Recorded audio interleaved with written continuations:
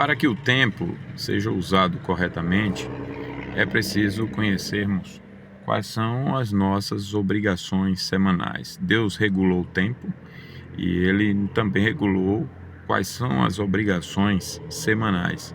O que é que eu devo fazer durante 6 dias e o que eu devo fazer no dia chamado de descanso, dia santo?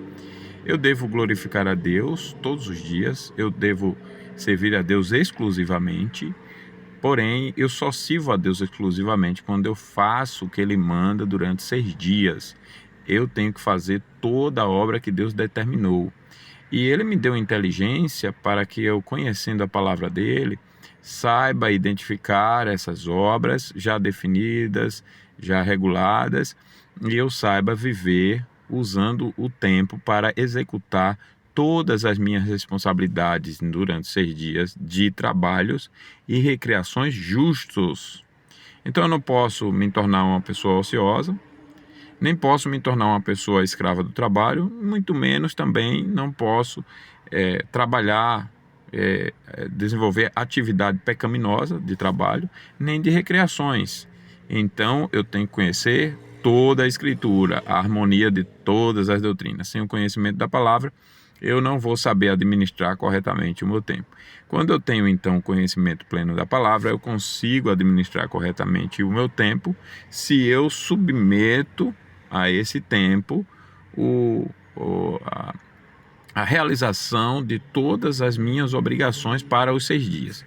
Concluindo as obras todas dos 6 dias, veja que o mandamento lembra-te do dia de sábado para o santificar, porque Deus, lá no Éden e tal, fez toda a sua obra e nos 6 dias e no sétimo descansou. Então, Deus, como não se cansa fisicamente, o descanso dele foi a conclusão da obra. Eu também tenho que concluir as minhas obras semanais.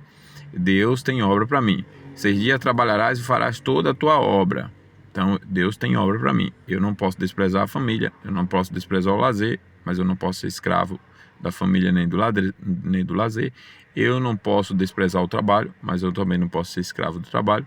Nem devo, como eu já disse, desenvolver nenhuma atividade pecaminosa, nem de profissão, nem de recreação. Portanto, nem ser ocioso. Portanto, conhecendo toda a verdade e realizando toda a obra que Deus deu para mim durante 6 dias, finalmente eu vou descansar. Aí sim, eu estarei descansando.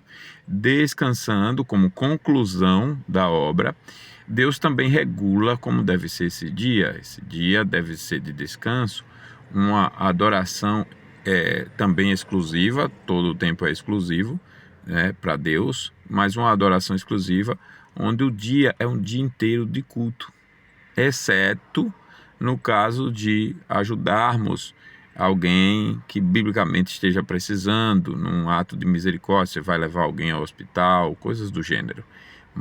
Ou então você esteja enfermo, realmente incapacitado de estar reunindo em culto, cultuando em casa e tudo mais. Mesmo assim, não impede de ter um dia de oração, de culto ao Senhor.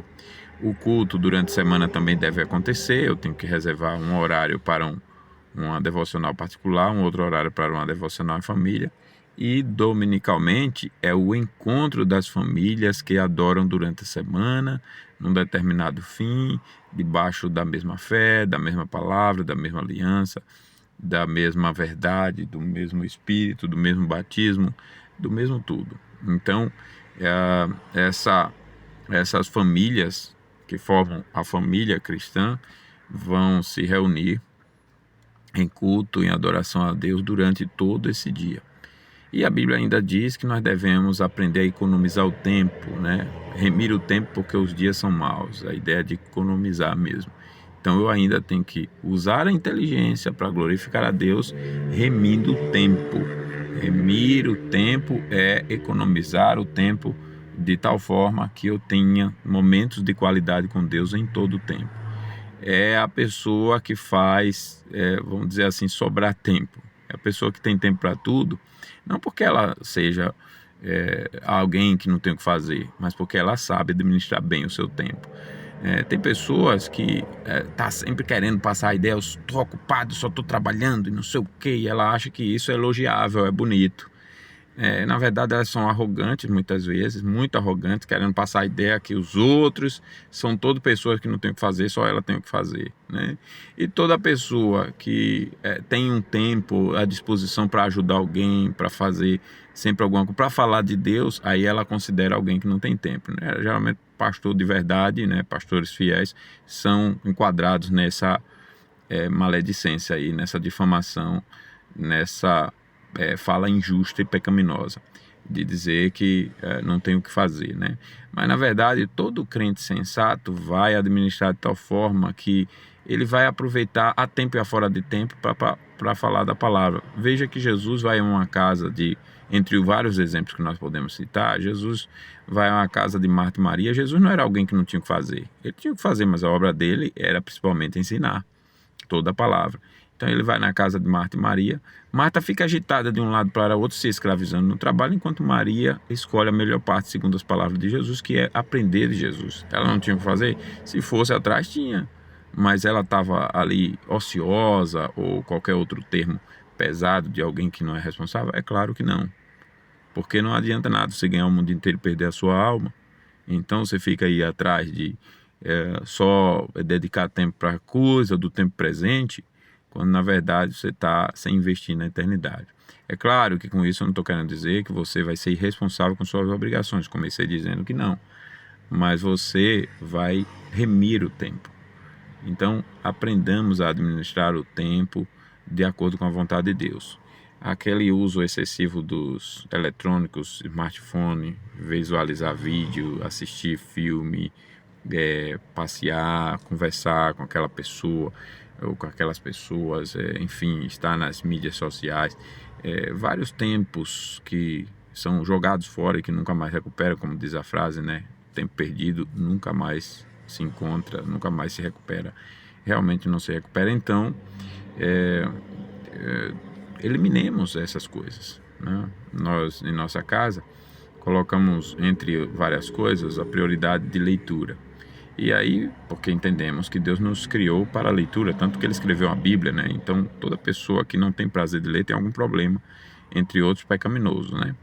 E aí a gente foi investir nisso e, graças a Deus, toda a família desenvolveu o hábito de leitura. E só naquele primeiro ano a gente cortou tudo quanto a gente considerou perda de tempo. Se alguém queria conversar conosco e o assunto não era interessante, a gente já cortava. E a gente foi trocando tudo isso para leitura. Em um ano nós lemos mais de 20.000 páginas. Então veja como isso é maravilhoso. A gente aprender a administrar corretamente o nosso tempo. Façamos isso para a glória de Deus e Deus nos abençoará.